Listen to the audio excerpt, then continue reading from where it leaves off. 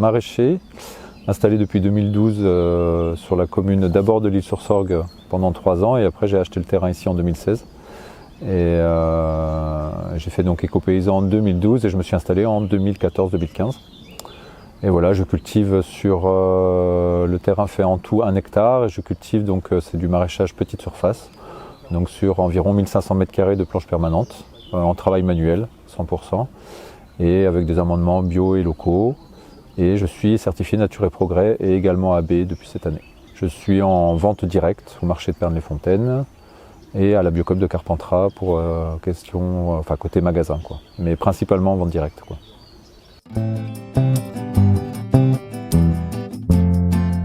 Que ça m'a apporté, disons que c'est surtout la partie réseau, c'est-à-dire qu'en point de vue technique, j'ai beaucoup plus appris disons sur le terrain, mais sur la partie réseau, n'étant pas de la région, à l'époque j'habitais à Marseille, donc je suis venu dans la région en 2012,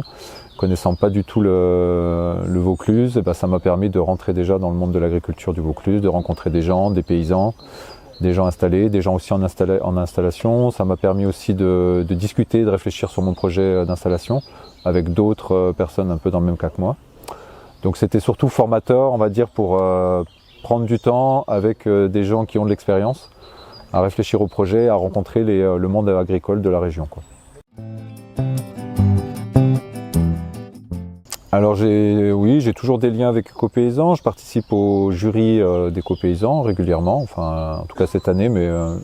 j'ai déjà participé avant. J'ai eu des stagiaires Éco-Paysans aussi, dont l'un d'ailleurs s'est installé juste le terrain d'à côté,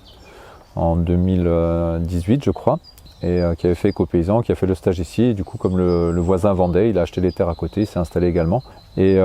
après j'ai eu régulièrement des stagiaires, et je suis en lien en tout cas avec Éco-Paysan et surtout l'ADR, où on se croise régulièrement, soit dans des formations, soit des fois dans des interventions que j'ai fait auprès de l'ADR, quoi. Donc suite à mon installation et l'installation de Kevin qui s'est installé du coup quelques années après moi, là, qui faisait partie d'Éco-Paysan,